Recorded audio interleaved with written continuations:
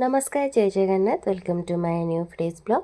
तो सकाळे आमे खाइबापी मु करदेइतली चूड़ा संतुला सेतिपाई सब वेजिटेबल्स को धोईकी काटिकी भाजी देइतिली। एपटे चूड़ा को धोईकी रखी देइतिली ता देहरे टिके चिली सॉस टमाटो सॉस पकेइकी रेडी कर खाउछ दन चूड़ा संतुला खाओ खाओ चम्मच रे खाओ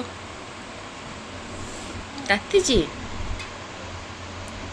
तो सकाळे मो झील आमु चूड़ा संतुला खाई देइथिलु। तापरे ता बाबा आनि देइथिले माछ चिली फिश करिया पई छोट छोट साइज करके आनि देइथिले। तो मो माछ को भल से धोईकी सेतिरे लंका गुंड गोलमरिच गुंड लुण सब पकई देइथिली। कॉर्नफ्लोर और टिके कलर पकईकी ताको भल से गोळेई देइथिली। कड़ाई रे तेल गरम कर साइला परे माछ सब जो गोळेकी रखिथिली ताको छान देइथिली। माछ टिके कड़ा हेकी छानिबा परे से सब को बाहर कर देइथिली। एपटे पियाज कैप्सिकम कंचा लंका रसुण अदा पकईकी भल से फ्राई कर देला परे सेतिरे चिली सॉस टमाटो सॉस आ लुण लंका गुंड गोलमरिच गुंड आपण हिसाब रे आपण पकेइबे। कॉर्नफ्लोर पानी टिके पकईकी चिली फिश रेडी कर देइथिली। तो एपटे तापरे 3टा 4टा बेलू देखो केते जोर से वर्षा होउची माने एते जोर वर्षा होउची ना। आजिकल जेहेतु श्रावण मास तो आसलानी वर्षा हबो किंतु बहुत ही भल लागुची वर्षा हेबारु। पिला कहार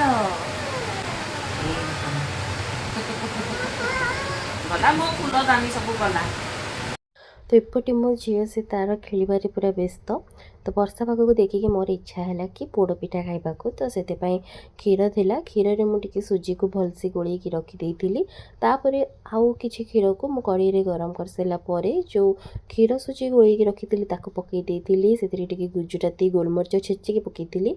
गोलमरिच छेचिकी पकईले तार टेस्ट बहुत बढ़िया लगे आउ गुजराती भी।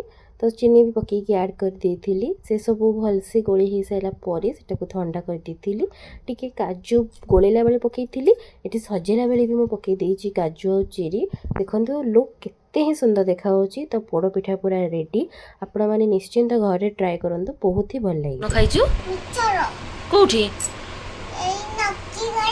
नक्की घरे खाइछु कोन खाइलु आउ